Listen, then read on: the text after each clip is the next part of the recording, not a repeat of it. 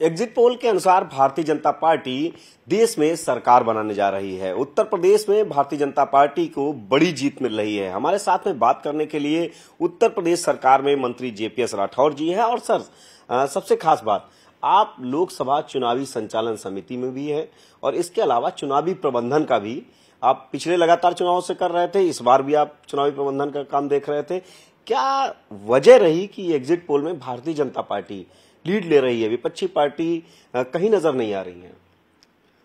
देखिए, जो अच्छा दिखाई पड़ रहा है एग्जिट पोल में और मैं बताऊं कि जो एग्जिट पोल में है और भारतीय जनता पार्टी ने उसी प्रकार से कल्पना की थी कि देश में इसी प्रकार से परिणाम आएगा। और इसकी दो वजह हैं प्रमुख। एक तो भारतीय जनता पार्टी के कार्यकर्ताओं की सक्रियता, सरकार के काम, और दूसरा विपक्ष की विफलता भी है कि वो अभी तक कोई ऐसा काम नहीं कर पाए, दिखा नहीं पाए। आखिर चुनाव में किस मुद्दे पर विपक्ष गया, मैं उनसे पूछना चाहता हूं। विपक्ष ने कोई अपनी पॉलिसी बताई कि हम सरकार बनाने के बाद इन मुद्दों पर काम करेंगे? कोई उन्होंने योजना नहीं रखी जनता के बीच में, कोई पॉलिसी नहीं रखी। और उन्होंने ऐसे मुद्दों को उठाने की कोशिश की जिसके द्वारा वो चर्चा में तो आ सकते हैं, लेकिन जनता को वो अपील नहीं करते। जनता को ये लगता है कि कोई विकास का मुद्दा हो, कोई उनके डेवलपमेंट के मुद्दा हो, उनके हित के लिए मुद्दे जो होते हैं, तो वो जनता उससे जुड़ती है। इन्होंने मुद्दा बनाया तो कभी जातीय जनगणना करेंगे, उसके बाद फिर मुद्दा बनाया आरक्षण को, उसके बाद मुद्दा बनाया संविधान को, और उसके बाद मुद्दा बनाया खटाखट नीति को।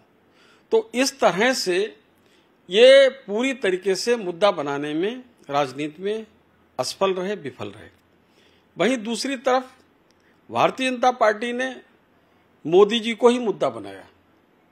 अब मोदी जी जब मुद्दा हैं, मोदी जी के काम मुद्दा हैं, तो उनके द्वारा 2014 से लेकर अब तक 10 सालों में इतने काम किए गए गरीब कल्याण के, डेवलपमेंट के, और देश की रक्षा नीति, विदेश नीति, तमाम, और हमारी सांस्कृतिक विरासत को सजाने संवारने का जो काम हुआ है, चाहे काशी विश्वनाथ धाम का मुद्दा हो या मर्यादा पुरुषोत्तम प्रभु श्री राम का मुद्दा हो, और कुछ मुद्दे जो पहले से ही धारा 370 हम लेके चले थे, तो इन सब मुद्दों को जनता ने पसंद किया है।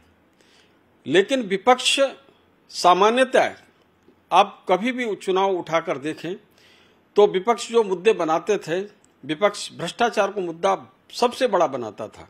हम जब विपक्ष में रहते हैं, हम इनकी भ्रष्टाचार की कलई खोल के रख देते हैं। चाहे हम स्टेट में हो, चाहे केंद्र में हो, हम अगर विपक्ष में हैं तो भ्रष्टाचार के आरोप पे इनको पूरी तरीके से घेर देते हैं, सत्ताधारी दल को। लेकिन इन्होंने भ्रष्टाचार को मुद्दा नहीं बना पाया। उल्टे हमारे लोगों ने ही, भारतीय जनता पार्टी ने ही उनको ही भ्रष्टाचार के आरोप में मुद्दा बनाकर उनको उलझा के फंसाने का काम किया।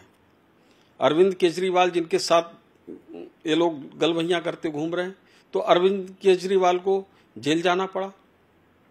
साथ ही साथ झारखंड के मुख्यमंत्री जो उनके साथ थे, उनको भी जेल जाना पड़ा। तो तमाम ऐसे मुद्दे थे जो भ्रष्टाचार इनके ही ऊपर चिपकता चला गया। ये लगता कि भ्रष्टाचारियों को बचाने के लिए सब एकजुट हो रहे हैं। आपका कहने का आशय सर ये है कि भारतीय जनता पार्टी, ये अगर भ्रष्टाचार की बात करते थे तो भारतीय जनता पार्टी के नेताओं पे ऐसा कोई आरोप सिद्ध भी नहीं होता था, और इनके ऊपर लगातार जो गिरफ्तारियां हुई, चाहे वो आज भी सर अरविंद केजरीवाल जेल जा रहे हैं, वो कह रहे हैं कि आज 3 बजे के बाद जेल जाएंगे। यही मैं कह रहा हूँ कि विपक्ष सामान्यतः जो मुद्दे बनाते थे वो मुद्दे हमने बनने ही नहीं दिए।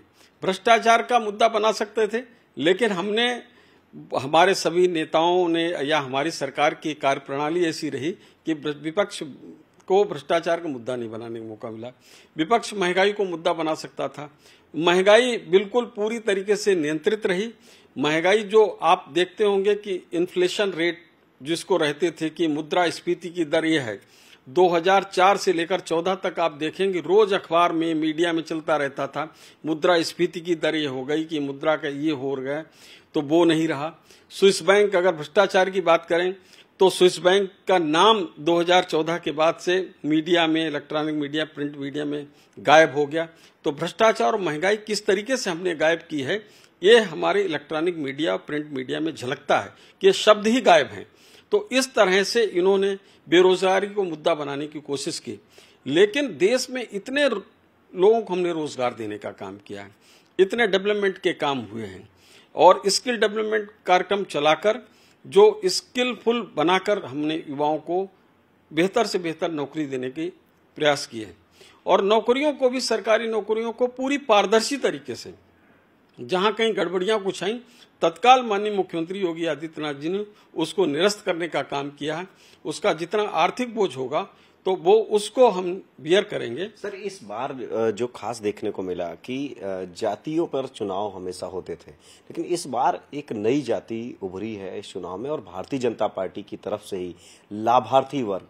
ये लाभार्थी वर्ग कहाँ गया? अब चूंकि मतदान हो गया, एग्जिट पोल भी आ गए, अब भाजपा क्या आकलन कर रही है कि लाभार्थी वर्ग, ये नया वर्ग बन के, एक नया वोट बैंक बन के एक तरीके से कहा जाए उभरा है, ये किधर गया? देखिए, लाभार्थी कौन है? लाभार्थी है गरीब। तो गरीबों की कोई जाति नहीं होती, गरीबों को कोई धर्म या मजहब नहीं होता, गरीब गरीब होता है। तो उसका हमने एक उसको लाभ पहुंचाकर गरीबों को हमने पक्के मकान देने का काम किया। जो गरीब पक्के मकान का, घर का सपना नहीं देख सकता था, उसको हकीकत बदलने का काम देश के प्रधानमंत्री माननीय नरेंद्र मोदी जी ने किया। गरीब के पैसे पर जो डाका डाला जाता था, राजीव गांधी जी कहते थे कि हम 1 रुपया भेजते हैं तो नीचे पहुंचते पहुंचते गरीब तक 15 पैसा पहुंचता है, 85 पैसा बिचौलिए खा जाते हैं। आज जनधन योजना के माध्यम से जो खाते खुले 50 करोड़ से ज्यादा देश में, आज माननीय प्रधानमंत्री जी किसी किसान के एक किस्त 2000 रुपए की भेजते हैं तो पूरा का पूरा पैसा उसके खाते में पहुंचता है।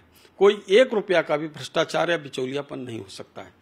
साथ ही साथ आयुष्मान कार्ड के द्वारा जो बेचारा कभी कभी गरीब पूरा जीवन निकाल देता था, पीड़ा, असहनीय पीड़ा सहते सहते, उनको इलाज देने का काम किया कि 5 लाख साल का आप इलाज करा सकते हैं।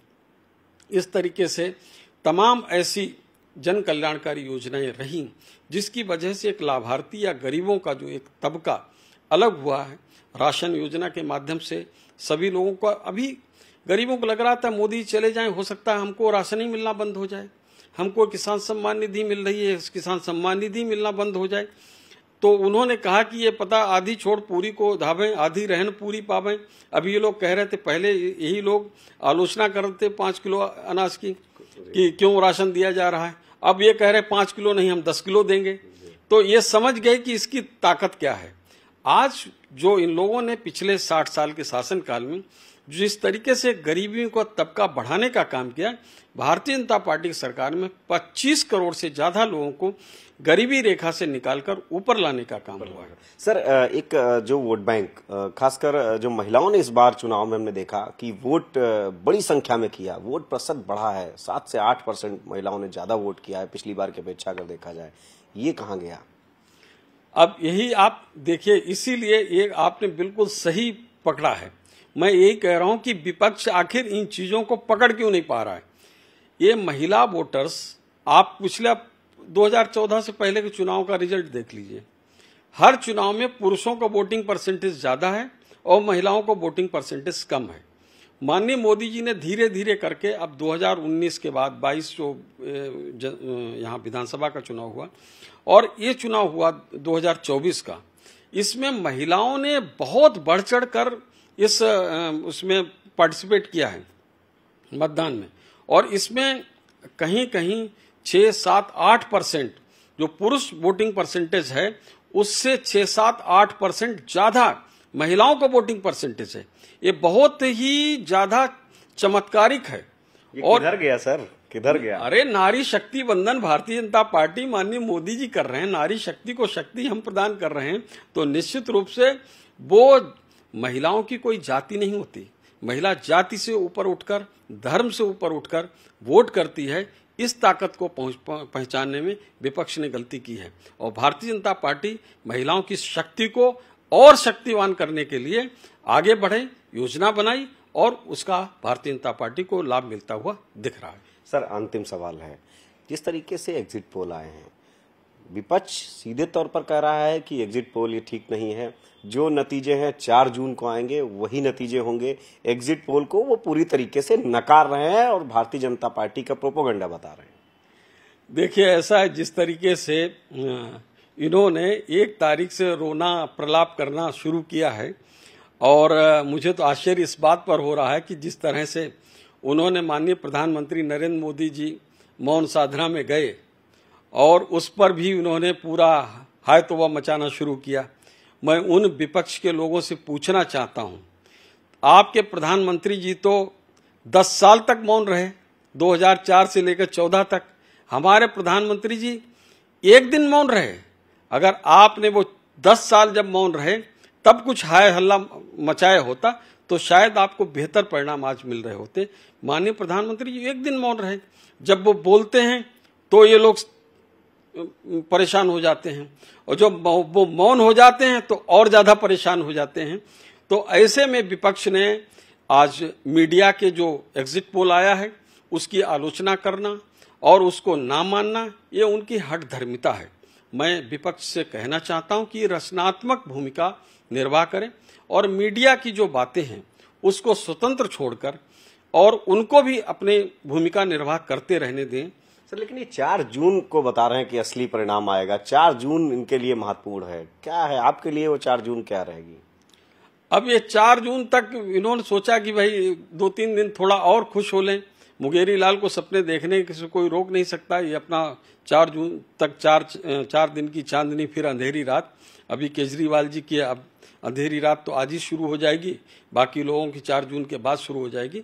और जिस तरह से प्रधानमंत्री जी ने कहा कि अगले जो सरकार बनने के बाद 6 महीने के भीतर बड़े बड़े और कड़े फैसले लिए जाएंगे और जिससे देश में बहुत बड़ा परिवर्तन होगा, और उसकी आहट इनको सुनाई पड़ रही है। ये मान नहीं रहे हैं कि सरकार बनने के बाद क्या होने वाला है, क्योंकि जिस प्रकार से इन लोगों ने पूर्व में भ्रष्टाचार किया है, गलत आचरण किया है, लोगों को, इस देश को लूटने का काम किया है, उस पर करारा प्रहार और होगा। और उसकी आशंका से भयभीत हैं, परेशान है विपक्ष।